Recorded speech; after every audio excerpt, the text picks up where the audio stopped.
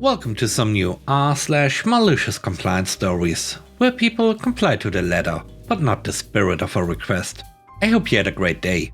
The first story is called Don't Come In. When I started working, I had a position in a laboratory supervising some devices. When I started, the devices we used were from the 90s and not that automated as new ones. But they were fairly easy to maintain and repair if you knew what you were doing. I later moved on inside the company, doing outside jobs with a better salary, but occasionally helping with the old devices as I knew them inside out. Of course, I trained some of the new people who worked with my devices, but they later were replaced, etc. Important to know, these devices could be filled with samples and the device would work through them without supervision except to refill some fluids and refill samples. So the device could be working through the weekend and someone only had to check on it every 24 hours to refill. This was great, as we were often under time pressure, and sometimes there even were penalties for finishing projects late. Years after I left that post, I was called on a Saturday by the son of the owner, who tried to refill the device but noticed some sort of problem. The actual operator at the time was also there, but was unable to find out what the problem was. I was at my in-laws, several hours away, and at that point already had some beers in, so no chance to get down there fast. The junior owner asked if I could tell what the problem was from his description. I was able to narrow it down, but not being there, I couldn't exactly tell what the problem was. I gave the operator some things to check, and a few hours later she gave up, not able to finish repairing the device. At this point, I was fairly sure where the problem was located and what I would have to do. I asked the junior owner if I should come in Sunday evening to repair the device and at least get it to run for the night to Monday. There was a project that needed to be completed because there was a penalty in place to finish late. I would stop by on my way home. No biggie. The junior owner, who just witnessed how long the operator had worked to finish nothing, declined. He thought I would come in on Sunday evening, which would mean double pay, with my increased salary for a few hours just to be stuck again. I asked if he was sure, and he was. Fine by me, only meant more time with family on my weekend. Monday morning comes and I come in. I troubleshoot, put the device apart in something like half an hour, locate the faulty piece, put it back together, and just in an hour and a few minutes the device is up and running just fine. The operator was flabbergasted, as it had taken her 2 hours alone to put it apart, only to not find the issue. Oh, and we didn't make the deadline, resulting in the company having to pay a nasty penalty, just because the junior owner didn't want me to come in on a Sunday. We worked it out though, and he is actually a good guy, just like his father. He was just a little inexperienced at this time. The next story is called HR Tries to Screw Me Up. I work for a multinational consulting company. I just recently finished my engineering degree. Since I was already working there as an intern, when they offered me a full-time job, I'd figured I'd accept it while I looked for another job that I would enjoy more. The project I was in was a complete disaster. The client was always angry at us because we were late on our deliveries constantly. The project leader was a good guy, but didn't have a clue about what we pawns were doing on a daily basis, and would chew everyone out whenever things didn't go as he planned. And the project itself was boring as hell, so there wasn't really any challenge or opportunity for learning anything valuable. To top it off, while most of my coworkers were cool guys, some of them were just slackers that tried to do the absolute minimum, and oftentimes not even that. This usually meant more work for me. There was a huge amount of turnover too. It was so high that I was one of the vets, despite having only been there for a short amount of time. And the project never really felt to be getting any traction. To be fair though, they always treated me well and with respect, so nothing to complain about on a personal level. After 2 months with my new contract in that sucky project, I finally found a job at another company that I really liked. Salary and other benefits were far better than what I had at the moment, and the project was much more interesting. I passed all the interviews with flying colors and they offered me the job, starting the following month. Great. In my country, you usually need to give a 15-day notice before leaving your current job or you risk facing penalties. Now, it was my first time switching jobs, so I called HR to confirm this, and they did. It's also relevant that once you put in your leave notice, the company can actually let you go whenever they want before the 15 days are over. This meant that if I would have told them right then that I was leaving next month, they easily could have let me go the next day and I would have been left without a job for the entire month. With all this information, I decided to wait a couple of weeks before putting in my leave notice. About 17 days before the starting date at my new job, so I could at least guarantee myself half a month's salary. The day comes in and I talk to HR to put in my notice. They are very polite, trying to convince me to stay, but give up when I tell them what my new conditions will be. Then the conversation goes as follows. Alright then, we'll process your leave request. Your last day being 1st of October, you will be deducted 6 days of salary. Wait, what? Why? Oh, you need to give us notice 15 labor days before leaving. It's company policy. But I literally talked to you a couple of weeks ago, and you never specified that they had to be labor days. We always talked about natural days. I doubt that. It's always been labor days, not natural days. This exchange goes on for a bit, and I start having the feelings that he is gaslighting me. So I try to think of another solution. I still have 6 vacation days left over. Can I just take those right after I leave? No, sorry, can't do. Company policy. So here I am, thinking this duplicitous, gaslighting, unhelpful Tobies at HR has got me by the balls. The only thing he does is remind me that company policy is set in stone. Finally, I tell them that I would look into my options and call back. I start going through my contract to see if I could do anything about this. And I gotta say, I struck gold. The contract I signed was a regular, indefinite time contract. However, the first 3 months of it were probatory, which meant that the company could terminate it at any time without repercussions for any reason.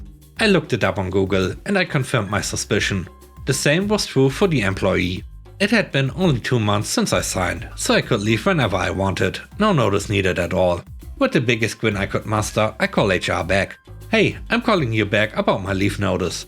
I just read my contract, and since I'm still on probatory period, I take it I can leave whenever I want, no penalties whatsoever.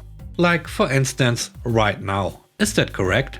Silence for 1, 2, 3, 4, 5 seconds. I guess we can probably arrange it for you to leave right before 1st October if you wish. The third story is called Change the Cables. My uncle works at a big media company that has a reputation to treat its employees badly. He is part of a subset of employees that is in a union. My uncle and his colleagues often use their situation to their advantage to come back at the many bosses that have power trips with the more vulnerable employees. Kind of to avenge the non-union employees, as small of a satisfaction that can be. The company owns a TV channel that alternates between live and non-live programming. It's the second biggest TV channel where I live, and they strive to become the biggest. Due to poor treatment of employees and cutting corners budget-wise, it was not rare at the time for the channel to go down for a few seconds, or worse, a few minutes. That would induce irrational rage from the bosses who would storm in the technical department and insult the first person they would see there. Anyway, this company finally invested to update its technology. They insisted on implementing it as soon as possible, which meant unpaid overtime, stress and just more reason for bosses to be disrespectful to slow, not in solution mode employees. Especially non-union ones. The system they bought was incomplete.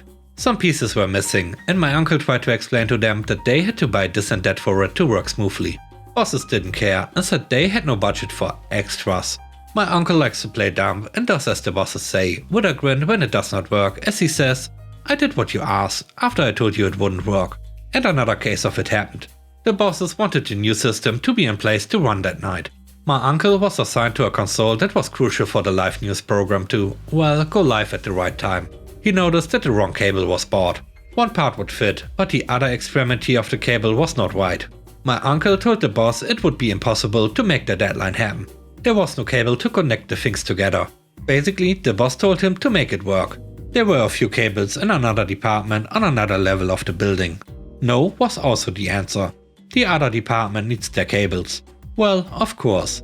But my uncle wanted something to be documented by email to make sure there was blame to be put on the bosses and to protect himself. At this point, my uncle was 20 minutes away from ending his shift. He plugged the unfit cable and left the other side hanging. He left for the weekend, phone off. The channel face planted when they tried to go live, for at least an hour. Bosses were also notable for not reading their emails. So there was a solution, using upstairs cable to make it run temporarily, that they should have been aware of, but as the email was left unread by the other bosses, they ran on their old system for a while, and they lowered a bit the stress of making the new system to be put in place as quick as possible. The next story is called Hold the Sour Cream. In high school I worked at Taco Bell. This was almost 20 years ago. We had great customer reviews in the drive-thru and front, worked long hours on Saturday nights, came when expected, all that jazz. It was late one night and we were getting ready to start cleaning. We stayed open until 3 AM. The guy hits the drive-thru and asks for a taco salad, hold the sour cream. I helped run the cold line, so I did the vegetables, cheese and sauce. I boxed it up and bagged it, and just before I grabbed the bag to go to the window, I took the sour cream and squirted a dollop into my hand. I did the entire transaction one-handed, clearly holding that sour cream in the other hand with a smile on my face to a dude that drove away doing a triple take as he drove away with the most confused look I have ever seen before. My coworkers were on the floor laughing. I got written up for it the next day because the guy called 1800 Taco Bell on me for it. The fifth story is called What If We Get a Ticket? I drove for Uber and Lyft for years. One of the most annoying things is when customers aren't ready when I show up. I mean, you can see me on the map on your phones as I'm driving towards you, right? Anyways, Uber has made it very clear that they won't pay for tickets, parking or any other kind. When a driver arrives at a busy place, like downtown or at a bar at 2 AM on a metered street, they will often hit the hazard lights and block traffic. As you can imagine, cops swing by and tell them to move or else. Sometimes they don't even give warnings. Meter maids don't warn either. They sneak up in your blind spot and snap a picture of your plate. Then either hand you the ticket or mail it to you if you drive away. When asking Uber about it, they state that the driver must follow all applicable laws at all times, with no exceptions. No problem. I would arrive at the spot and hit arrived. If no place to park and no people waiting there, I would keep on driving. Maybe there would be a place to park around the corner. Maybe I would have to drive around the block, and if people weren't standing on the curb, I would circle again. Eventually the timer would count down, and I would cancel the ride as a no-show. I would get paid a few bucks and the customer would get charged. But if the customer called Uber, the charge would be reversed. I can't tell you how much money I made from Uber's stupidity. And the customer, they would instantly order a new ride, and guess what, I'm right around the corner. The next story is called Don't Send This to IT. This story takes place in the early 2000s. I worked for a large not-to-be-named non-profit. I learned about this tale from a friend in IT. A senior vice president called the IT help desk demanding someone come and fix his laptop ASAP. When the tech tried to get more information, the senior vice president couldn't or wouldn't say what the issue was or what he'd been doing. Standard stuff really. The senior vice president said it was critical that someone come and fix his computer now. So of course IT dispatched a tech to check out the laptop. The tech realized the laptop was infected with a virus and that it wasn't something he could quickly resolve. So he said he'd need to take it back to the IT office to spend more time working on it. The senior vice president was given a loaner to use in the meantime. Nothing to see here, right? Well, no. When the IT took a deeper dive on the laptop, they realized it was infected with multiple viruses. They also discovered the senior vice president has been visiting a ton of really bad sites. So what to do? They were concerned that if they told him what they found, he'd get it hushed up. And they might face blowback if he blamed them for screwing up his computer. They were also concerned that if they reported it up the ladder, it might be covered up and the techs might face retribution from the senior vice president or his friends. Solution? They told the senior vice president that they don't know what was wrong with his hard drive and needed to ship it back to the manufacturer. The senior vice president was none the wiser, so back the hard drive went. Of course, when the company analyzed the computer, they also found the really bad stuff. The difference is they reported it to the authorities. A few weeks later, cops showed up at the senior vice president's office and arrested him. That was soon followed by a separation announcement from the organization. Whoops. The last story is called No Loading Dock.